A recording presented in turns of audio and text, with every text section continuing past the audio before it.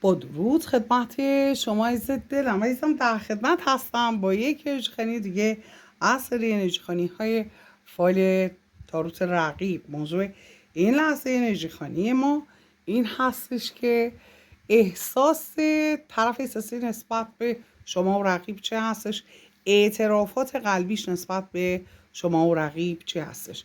با نمایاد خداوند و یاری کائنات انرژی خانیمون رو آغاز میکنیم با این که کائنات هر آنچه که پنهان هست بر شما عزیز دلم هم اکنون و در همین لحظه آشکار کنه. با این دک تاروت بله احساسش نسبت به شما و با این دک احساسش نسبت به رقیب رو نگاه کنیم و اون دک احساسی هم که احساسات دقیق و ریزش رو میپرسیم. با نمایاد خداوند و یاری کائنات انرژی خانیمون رو آغاز میکنیم. آمین که کائنات هر آنچه که پنهان هست هم اکنون و در همین لحظه آشکار کنه. آمین. بله میگه لطف ها و محبت های زیادی بهش کردم ولی خب در برابر اون با من با غرور برخورد کرد. بنابراین رقیب رو فرد مغروری میدونه و همونطور که ملاحظه میفرمایید میگه من خیلی لطف کردم بهش، محبت کردم ولی محبت های من رو نادیده گرفت. خودشیفته رو داره نشون میده این پر رو و داره میگه که اون هیچ وقت قدر محبت های من رو ندونست و محبت های من رو نادیده گرفته رقیب. و مسئله دیگری که هستش میگه با خودخواهی با من برخورد کرد.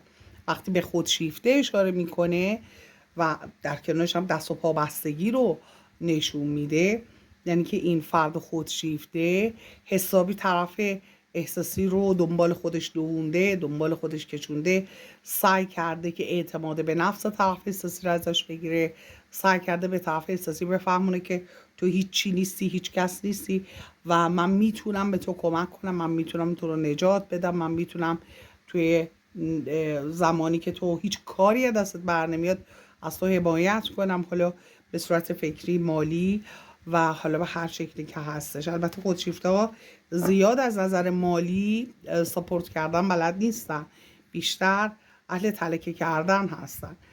بنابراین سعی کرده روی اعتماد به نفس طرف احساسی کار کنه و در کنار اون بله طرف احساسی رو میبینیم که دست و پا بسته هستش. میگه منو گیر انداخته، دست و پای من رو بسته با رفتارش. حالا آدمای خودشیفته خب روش‌های خاص خودشون رو دارن، به طور مثال از نظر مالی حالا میتونه کاری باشه، میتونه از نظر خونه باشه، ماشین باشه، شراکتی کار کردن، وارد شراکت کردن و از نظر مالی هم خودشون رو گیر بندازن، در واقع طرف احساسی رو گیر بندازن، به خودشون بچسبونن که به طور آنی جدا نشن. طرف مثلا گیر کنه، از نظر مالی هم ببینه، از نظر احساسی هم ببینه همه جوره دست و پاش بسته هستش که به صورت آنی و یک دفعه‌ای رابطه تموم نشه. بنابراین کار خودش رو رقیب خوب بلد بوده. از نگاه طرف احساسی هم همینطور هست. میگه که حتی بله ضدیت، اختلاف نظر، حتی وقتی که اختلاف نظر دارن و با هم ضد هستن، مشکل دارن، حالا لج و لجبازی هایی که توی این رابطه صورت میگیره داره بهش اشاره میکنه. میگه بسیار آشکار هستش از نظر رفتاری، هم خودشیفته هستش، مشخصه، مثل روز روشنه و همین که با من لج و لجبازی و ضدیت داره و طرف احساسی بابت این مسائل خیلی ناراحت هستش و میدونه. یه موقع هست یه چیزی رو نمیدونه ولی یه موقع هست یه چیزایی رو واقعا میدونه، حس میکنه خودش. قدرت طلبی رقیب رو داره نشون میده، کنترل گرایی رقیب رو که طرف احساسی رو کنترل میکنه و همه جوره تحت نظر داره، همه جوره به خودش وابستش کرده، یه جوری گره های ریزی انداخته که طرف احساسی تا میاد این گره رو باز کنه یه گره دیگه سر طرف احساسی رو به مسائل مختلف گرم کرده، یه جوری که طرف احساسی تا میاد بفهمه چی سرش اومده مشکل بعدی رو باید حل کنه. ولی میگه برای اینکه موفقیت هایی بتونه کسب کنه، همه چیز اونجوری که دلش میخواد پیش بره، منو بد جور گرفتار خودش و مسائل مربوط خودش کرده. بله و اون موفقیت هایی هم که میخواسته رو میگه نتونسته کسب کنه. برای اینکه من همیشه حواسم به همه چیز هست.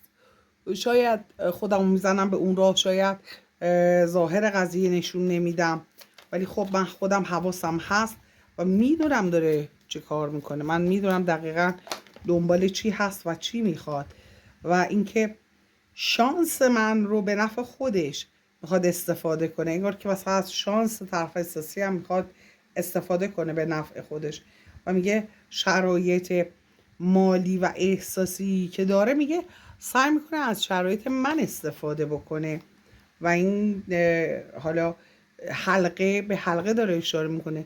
زیر یک سقف بودن، زیر یک سقف بودن، نامزد کردن، ازدواج کردن، مسئله از این قبیل. میگه هدف اون این که بخواد با من باشه نیست، به منافعی که کنار من میتونه داشته باشه هستش و تلاش هایی میگه خیلی زیادی کرده، خیلی تلاش کرده تا بخواد به خواسته هاش برسه و تصمیم هایی که به طور کلی گرفته روی تصمیم های مالی من هم میگه خیلی تاثیر گذاشت. تصمیم های مالی و بله سقوط رو داره بهش اشاره میکنه. میگه من ضرر کردم، تلاش های اون همش در راستای سقوط من، ضرر کردن من بود، هیچ کدوم به نفع من نبود و وقتی حساب میکنم اون موفق تر بوده تا من. یعنی توی رابطه کسی که سود برده رقیب بوده، نه طرف احساسی.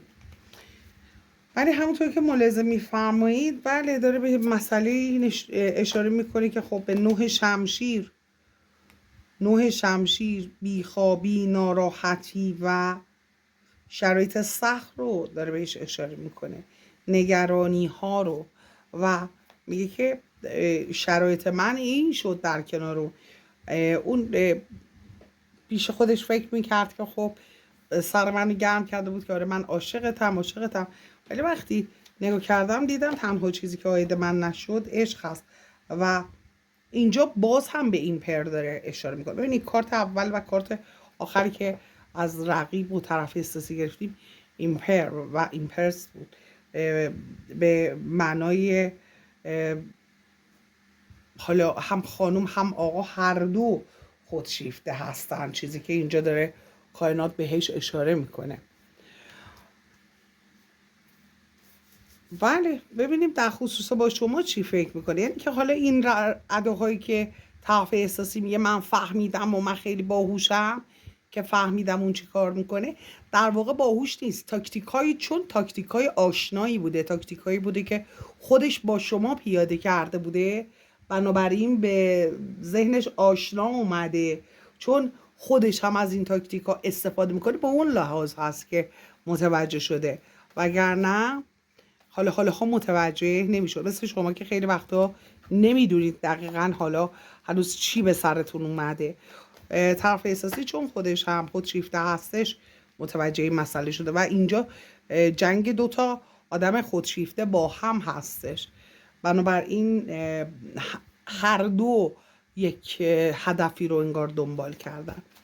در مورد با شما ازدواج یا نامزدی، حالا اگر ازدواج کرده خب به اون رابطه فکر میکنه، یا اگر ازدواج نکرده به این رابطی که بخواد به ازدواج منجر بشه فکر کرده و میگه بی تجربه عمل کردم. بی تجربه ای که عمل کرده، بله میگه اختلافات سر چیزای بی خودی با تو همش اختلاف داشتم، با شما همش اختلاف داشته سر مسائل بی مورد و میگه بی تجربگی کردم و اینکه میگه آرامش داشتم توی رابطه با تو، آرامش داشتم، خیلی حال دلم خوب بود و چاکرای تاج رو داره ببینید در وضعیت و شرایط خوبی نشون میده.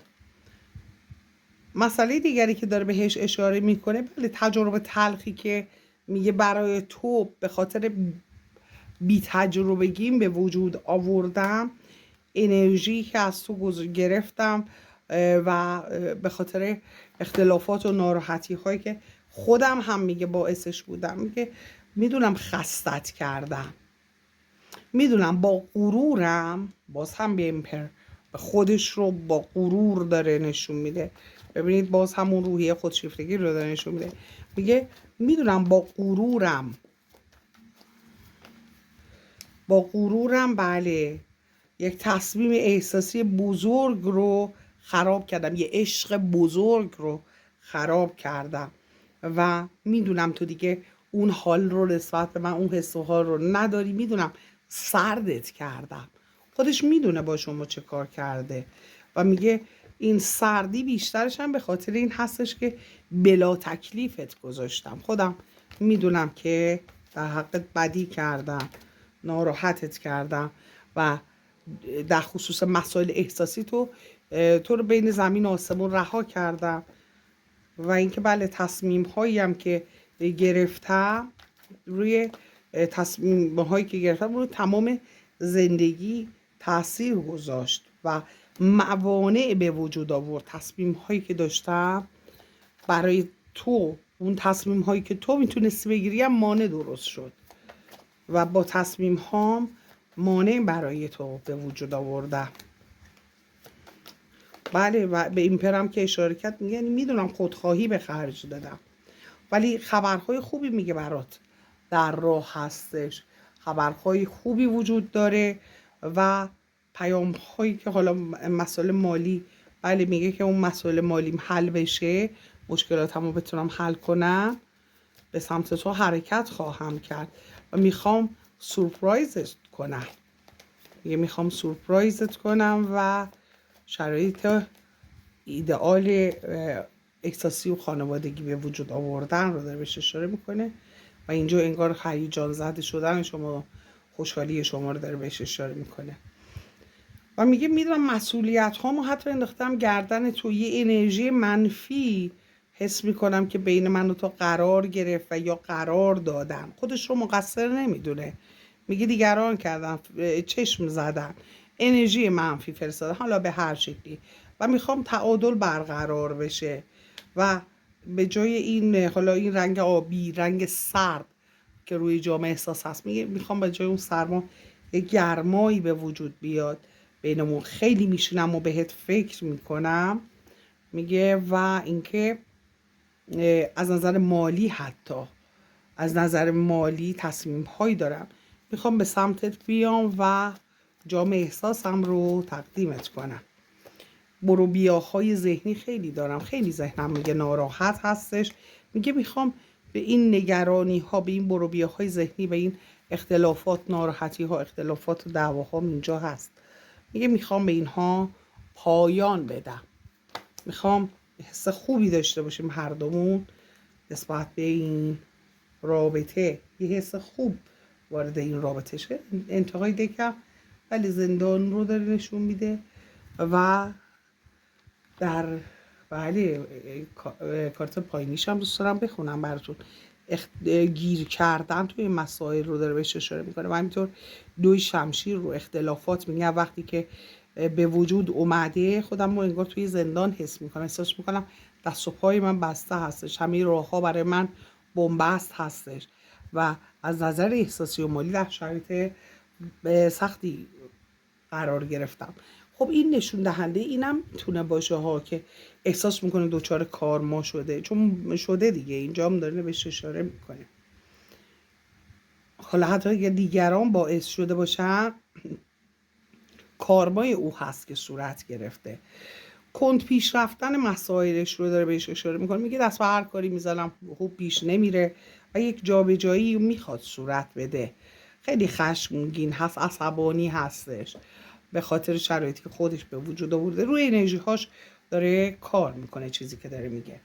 و از نظر احساسی، احساسات ریز این فرد بدونیم به چه شکل هستش. آمین که کائنات هر آنچه که پنهان هست رو همکنون و در همین لحظه آشکار کنه. یک کارت برای شما، یک کارت برای رقیب. اولی رو برای رقیب میگیریم. آمین که کائنات هر آنچه که پنهان هست رو آشکار کنه. 2 تا داد، 2 تاش رو هم میخوام بخونم. از نظر فاکتورهای دینی و خانوادگی و حالا میتونه سطح خانوادگی باشه، از نظر فرهنگی میتونه باشه، تفاوت‌های این 2 نفر رو داره بهش اشاره میکنه و احساسش میگه که خیلی متفاوتیم و امیدهایی دارم. حالا ببینیم در ادامه چی میگه. الان برای شما رو بگیریم. ولی میگه میخوام با تو یک شروع دوباره داشته باشم در جواب اون امید. ولی میگه انرژی هایی که وجود داشته و تغییراتی درش به وجود اومده، میگه خیلی سخت پیش میره دیگه رابطمون. و امیدم، حالا ببینید امید رو گفته، این ورم شروع رو گفت، یعنی که حالا داره جواب میده، خودش جواب خودش رو داره میده در اینجا. برای شما چی میخواد بگه؟ بله، به شما میگه یه چیزایی وجود داره که تو بیخبری، چون نمیدونی موضوع از چه قراره ناراحتی. نمیتونم اونا رو فعلا برات باز کنم و در موردش صحبت کنم، به موقعش بهت میگم. در مورد رقیب، آره میگه که خیلی تحت فشار قرار گرفتم از دست تو. تحت فشار بودن رو در مورد شما میگه میدونم که خیلی اذیتت کردم، میدونم از نظر روحی به همت ریختم، میدونم مسئولیت هم و بار سنگینم رو به تو دادم و میدونم که خیلی اذیت شدی، میخوام به سمتت بیام و یه سری رازهایی هست که باید در موردش صحبت کنیم با هم.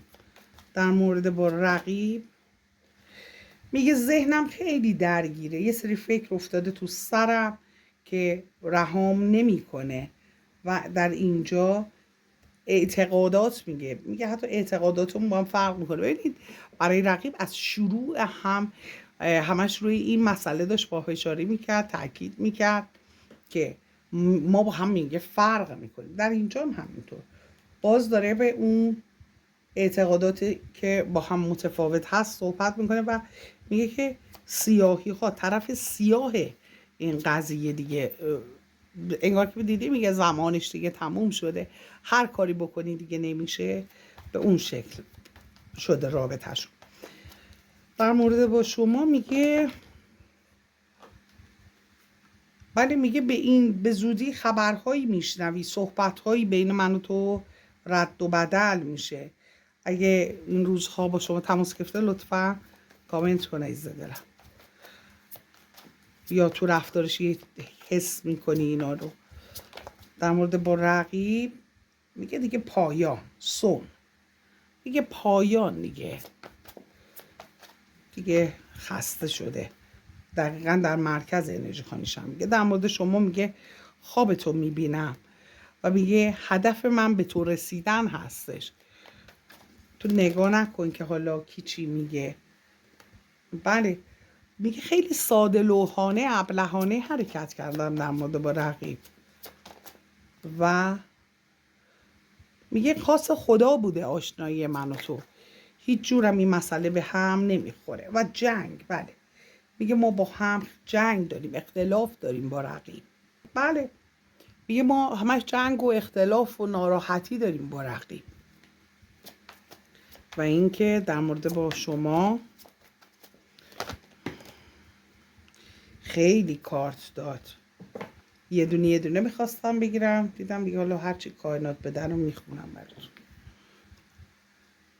در مورد با شما میگه من نگاه کردم دیدم که همه چیز زیر نظر دارم، میدونم که تو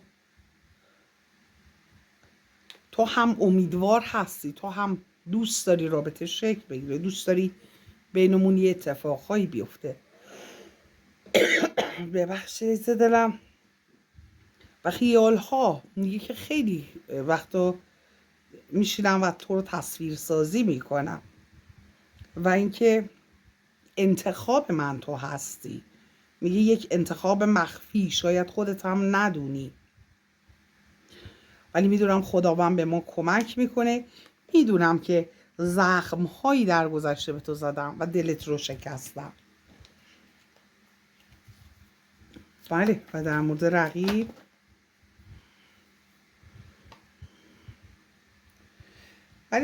رقیب میگه که من به تو نگفتم تا حالا، ما با هم خیلی درگیری و اختلاف داریم، من عاشق کس دیگری هستم، من کس دیگری رو دوست دارم، شاید تا حالا تو بهش فکر نکرده باشی، ولی برای منم خیلی عجیبه که تو چرا نمیخوای قبول کنی که من عاشق کس دیگری هستم، کنار تو بودن چه لذتی میتونه داشته باشه برات وقتی که میدونی که من کسی دیگری رو دوست دارم.